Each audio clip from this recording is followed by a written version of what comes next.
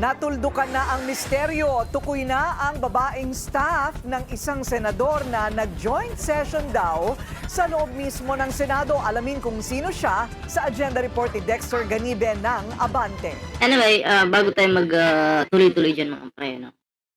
Di umano, ito daw po ay staff po ni Robin Padilla, no? So, alam naman po natin na itong si Robin Padilla, isa po yan na sa gusto niyang maging legal po itong marijuana, diba? Gusto niya pong maging legal. Kasi ang sinasabi niya dito para daw doon sa mga may cancer, 'di ba? Para hindi daw mahirapan yung mga nagkakaroon ng cancer dito sa Pilipinas. So mas maganda daw na gawin na lang legal, no? So naniniwala po ba kayo doon sa sinasabi ni Padilla na concern siya sa mga Pilipino na nagkakaroon ng sakit na cancer kaya gawin na daw legal ito? Sa tingin niyo po? Kasi kung ako po yung tatanungin, hindi eh.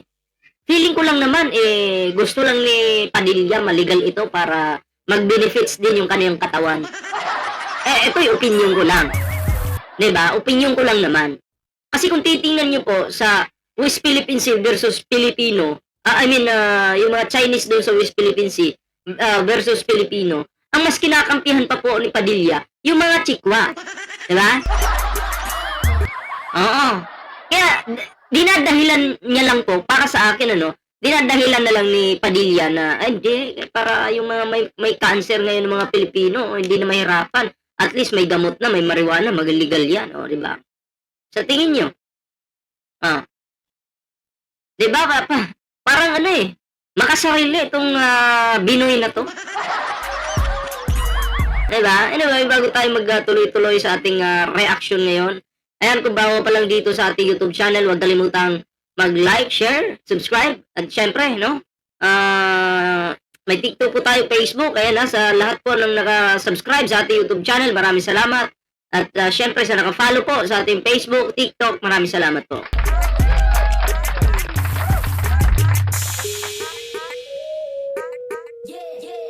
So, bago po tayo magtuloy-tuloy doon sa ating reaction mga preno, ay magbigay muna tayo ng kaunting reaction din dito, no? Sa patungkol po dito kay Chis Escudero, no? Kita niyo yung video na nag-speech po yung Pangulo. Napahiya si Chis doon, di ba? Pero eto na mga pre, no? Si Speaker Martin Romualdez, no? Speaker Martin Romualdez wants a transparent open bycam, pero tila umiiwas si Chis Escudero. Kung walang tinatago, bakit takot? O nga naman kung wala kang tinatago, bakit ka magiging takot? Sabi mo, ito na yung pinaka-transparent. Sabi ni Chis Escudero, ito na yung pinaka-transparent na budget. Pero, ang gusto ni Speaker Martin Romualdez, mas maging transparent pa, no? Open bycam, pero tila umiiwas itong si Chis Escudero. Itong Chis talaga, ayaw na muna. I-share mo naman yung baho mo sa amin. Yung baho mo, i-share mo naman sa taong bayan. Patunayan mo naman, transparent ka. Nakakahiya ka, Chis. Huwag kang umiiwas. Diba? Huwag kang umiwas. Panindigan mong nasa katuwiran ka, nasa tama ka, at tama iyong mga desisyon patungkol sa mga budget na yan.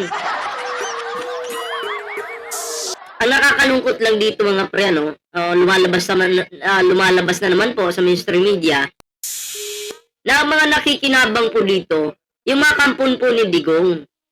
Diba? Okay lang naman sana kung mapunta sa yung pera, sa mga kampon ni Digong, kung talagang na-a-apply po doon sa nararapat paggastusan. Patungkol po dyan sa flood control na yan. Diba? Pero ang tanong po dito, na-apply po ba talaga? Na-i-apply ba o wala? Diba? Wala, diba? Si Villanueva, nagdrama.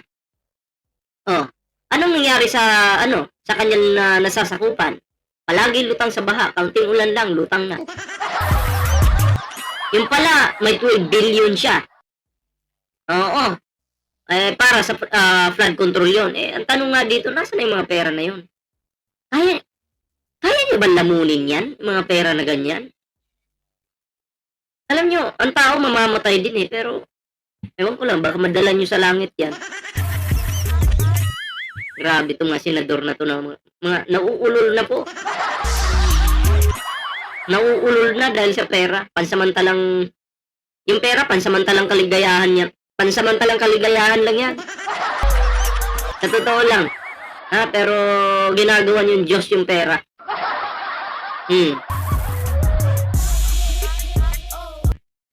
Sa BICAM, nangyayari ang mga last minute insertions at budget maneuvers.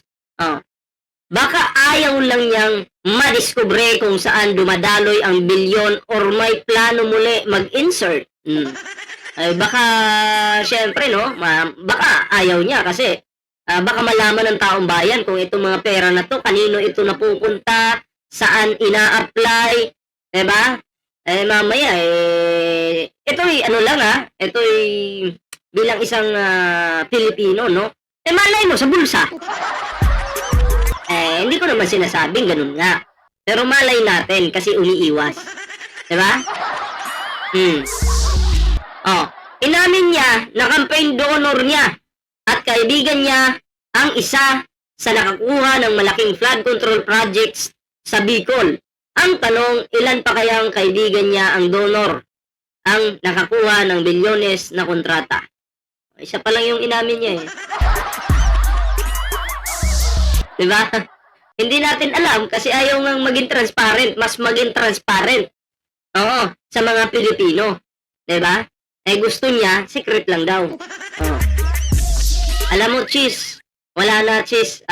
Unti-unti nang lumalabas yung baho mo. Mahirap talaga pag nagkaroon po tayo ng Senate President na adik po sa alak. Kumbaga lasinggo. Hindi naman po galing sa akin yung salitang lasinggo ka. Galing po yan sa nanay ni Heart Evangelista. Huwag kang mag-alala, Chis. Hindi galing sa akin yan. Galing po yan sa nanay ni Heart. Diba? Kayo, ano sa tingin nyo? Anong say nyo dito kay Chis Escudero? Doble cara. Pasimple lang. DDS pala. Para sa akin, wala namang problema kung DDS ka, kung talagang pinaglilingkuran mo yung mga Pilipino, taong bayan, Pilipinas. Walang problema doon kahit pa sinusuportahan mo yung pamilyang Duterte, basta wag ka lang maging maging bias, 'di ba? Dapat ano ka pa rin. Senador ka, anong ipagtatanggol mo? Ano yung pinaka-main na gagawin mo? Di para sa mga Pilipino dapat. Pero anong ginawa mo, Cheese? 'Di ba? Pinahiya mo yung sarili mo. So anyway mga pre, ito na, bigyan din po natin ito ng reaksyon, itong di umano'y pagmamariwanan, itong staff po ni Ruben Padilla sa loob pa po mismo ng Senado. Syempre, alam niyo naman sa CR, wala namang CCTV dyan. Siyempre, hindi talaga makikita yan. Alam nga namang tutukan ng CCTV yung CR. Tapos Mariusip. Pero dun yung amoy. Okay? So, panoorin po natin ang video ito. Natuldukan na ang misteryo. Tukoy na ang babaeng staff ng isang senador na nag-joint session daw sa loob mismo ng Senado. Alamin kung sino siya sa agenda report ni Dexter Ganibe ng Abante. Pinagsusumiti na ng opisina ni Senator Robin Padilla. Yan Yan. Di ko kasi kilala tong babae. Pero ang alam ko, artista ito. At may kamag-anak or kapatid yata itong artista, no? Oo. Pag mga grupo talaga ni Padilla, mga mahihilig sa mga pagsipsip ng utot ng demonyo. Grabe, no? Utot ng demonyo lang malakas.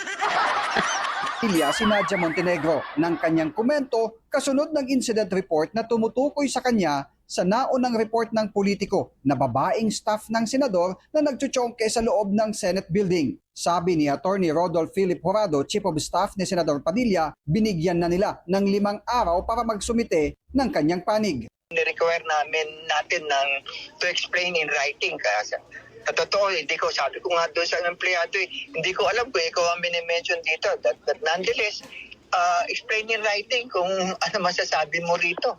Itong sa news item na lumabas dito. Ngayong hapon, isinumite ng Office of the Senate Sergeant at Arms ang incident report ng Security Enforcement Service. Nakasaad sa report na ang unang insidente ay nangyari noong 2 linggo ng Hulyo sa 5 palapag ng Senado na nangamoy marijuana. Pero Grabe. hindi na nila natuntun kung At sino pati Senado po, no, hindi na po nila ginalang. Hindi na po nila nirespeto. Ang hindi ko maintindihan dyan, bakit nakalusot yan? Yung mga illegal dyan sa Senado pa mismo. Sa bagay, karamihan naman ng mga senador dyan, mga ano na, mga makadutae na. O, alam nyo naman, pag sinabing dutae, bangag po ang mga dutae, di ba? Tagasunod pa kaya. ang umiskor. Ang ikalawang insidente naman ay nangyari lang nitong Martes, August 12, kung saan staff ni Senator Lacson ang nag-report sa gwardya kaugnay ng malakas na amoy ng MJ na nagmula sa CR ng mga babae. Nang pasukin nito, ang Saludo tayo dyan sa staff ni Senator Lacson. butang sa loob ay si Nadia Montenegro. Pero nang tanungin ng gwardya ay itinanggi daw niya ito. Katwiran niya, maaring yung kanyang vape ang naamoy ng staff ni Senator Lacson. Ayon kay Okay. Yung vape po ba ngayon, pwede nang lagyan din ng marijuana yan? Ako kasi hindi ako naninigarilyo, hindi ako nagve-vape. Kaya ako po yung nagtatanong. Ano yan? Nilalagyan, pwede bang ano yan, lagyan ng marijuana yan? Kasi ano na ngayon high-tech na ngayon Paki-comment nga po para mabasa natin. Atty. Jurado, naka-leave ngayon si Montenegro pero hindi niya Bakit nag-live ito? Bakit nag-live ka? Kung hindi ka guilty. Dapat pumapasok ka pa rin. Ano, wala ka ng mukha na may papakita? Ha? Alam niyo yung mga gumagamit ng ganyan. Pagkatapos daw nilang sumipsip niyan, food trip daw. Kaya hindi ko pa... Eto na lang. Kung ang staff sumisip-sip ng utot ng demonyo, paano pa kaya yung amo? Ano sa tingin niyo? Diba, Padilla?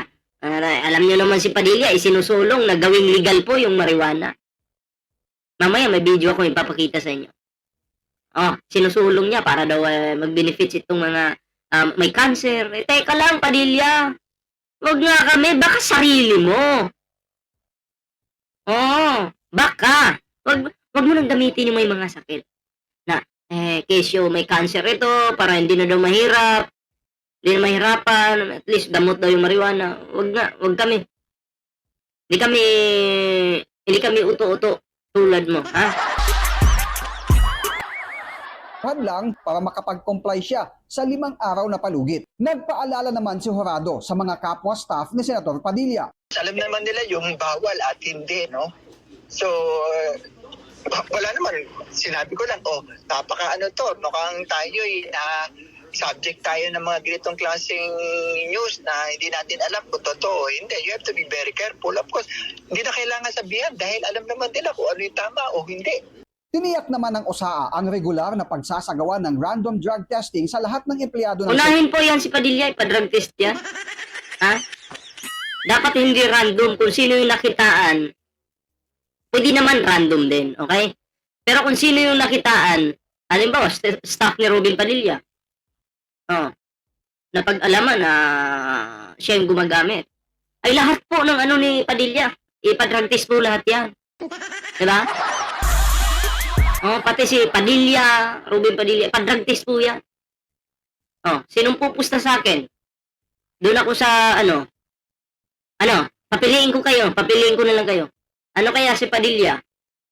Sa tingin nyo, positive kaya ito or negative?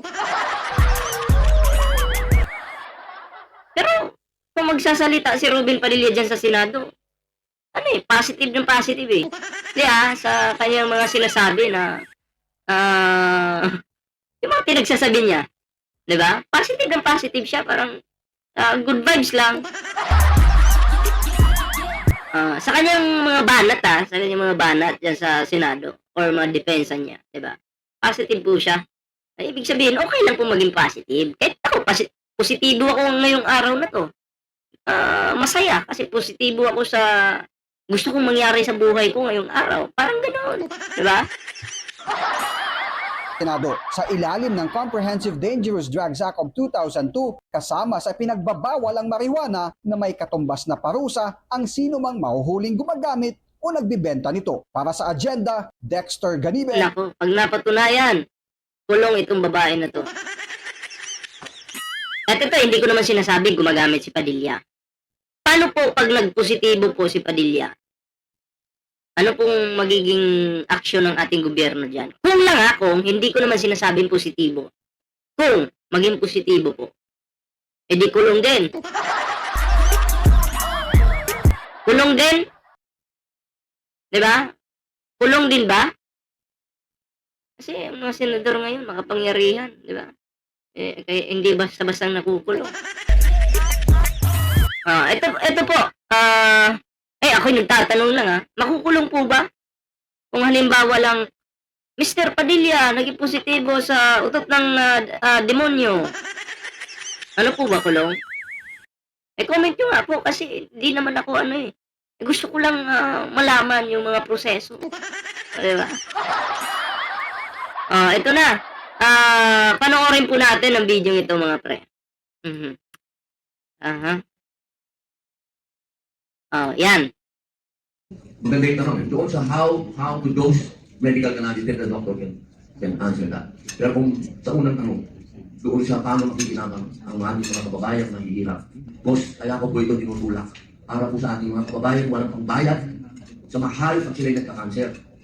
Kapag sila po yung pupunta sa opisina namin, nagmamakaawa sa amin, kung dumadaan sa katakot-takot na treatment, pambili ng gamot, dito po lumalakas ang loob namin na isulong pa po itong medical cannabis. Dahil kung puro synthetic po na gamot ang i-reseta dito sa mga kababayan nating mahihirap na naghihitaws na Isulong mo. Papabor ako sa iyo, Robin Padilla, isulong mo. Para yung staff mo, maging bangag na sa utot ng demonyo. Okay yan. Approve ako dyan. Sige na, kakampihan na nga lang kita. Para wala nang paligoy-ligoy pa. Para bangag na bangag ba yung paggamit, di okay na. Kasi dahil legal na, malay mo. Araw-araw mga muy sa Senado, di ba? may cancer na. Pero ipahudan, itinutulog na lang. Ginagamit pa yung mga mahihirap ni Padilla sa pansarili nilang interest. Di ba? Huwag naman ganun. Sarili nyo na lang yung gamitin nyo, huwag na yung mahihirap.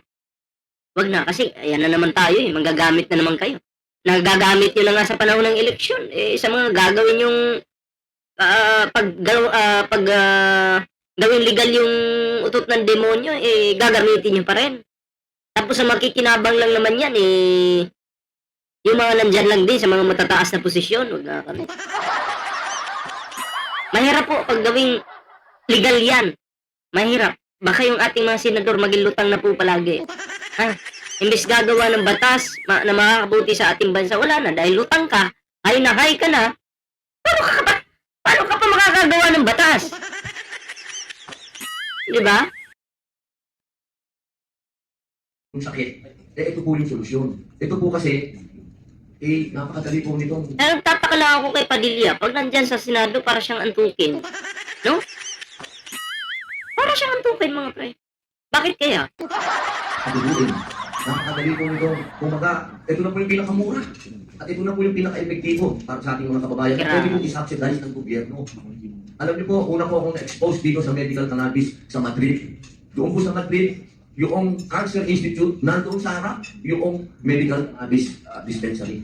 Yung pong mga galing doon sa Cancer Institute, kakawin lang po, kukunin nila yung gamot nila doon po sa medical cannabis dispensary. Subsidized na po ng gobyerno. Yung gobyerno na po ang nag-susupply doon sa mga may sakit. Kasi kaya pong gawin. At ganun din po ang nakita namin sa Parag.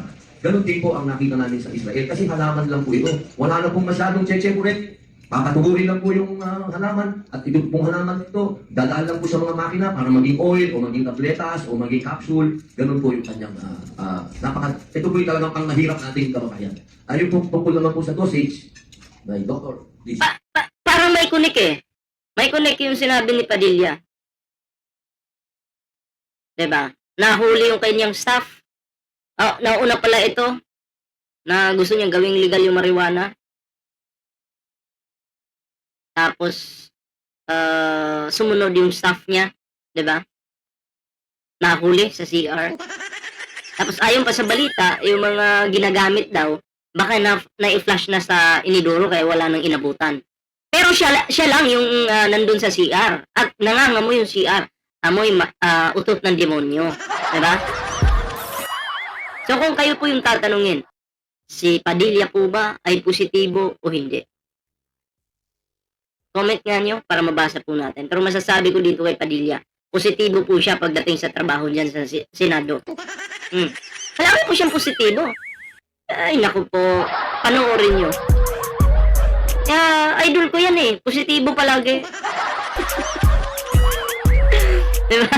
Anyway, salamat po sa mga sumama sa ating video ngayon. Ayan, bago po tayo magtapos sa ating video ngayon, ayan, syempre kung bago pa lang dito sa ating YouTube channel, huwag kalimutang mag-like, share, and subscribe para naman po maging updated ka sa lahat ng mga uploads natin. Syempre, may TikTok, Facebook po tayo mga pre. Huwag kalimutang i-follow yung ating mga social media accounts. Ayan. So, maraming salamat po. Kita-kits po tayo sa susunod na video. Ingat-ingat po kayong lahat. Ayan. Ay, saglit lang po pala.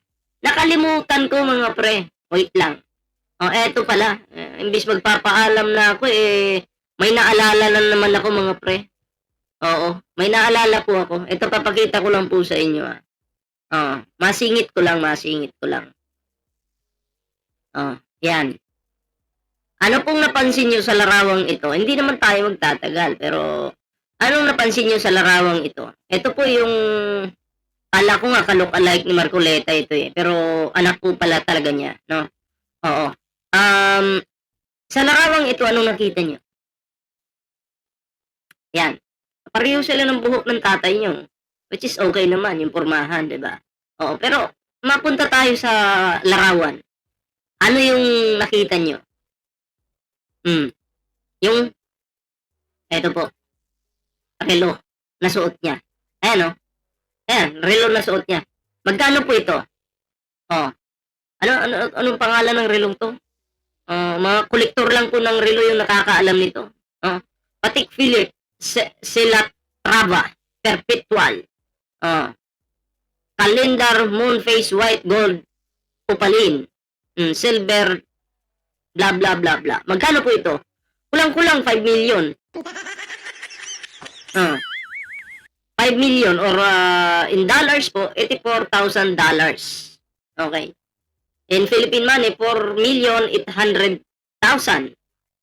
Ganon. So, ang yaman pala ng mga Marcoleta, no? Grabe, no? Hindi po pala basta-basta yung mga Marcoleta. Kasi, mayayaman. Bongga yung mga kagamitan nila. Concern sila sa mga mahihirap. Mahirap daw yung Pilipino. Gusto daw nilang tulungan. Pero, wow, yaman nyo naman. Ako'y magtatanong lang. Yung mga pera na ba na yan na pinambili niyo ng inyong mga kagamitan, pera nyo ba o pera ng taong bayan? Hindi, ako'y nagtatanong lang Hindi ko naman, masama po bang magtanong? Tanong lang naman. Okay?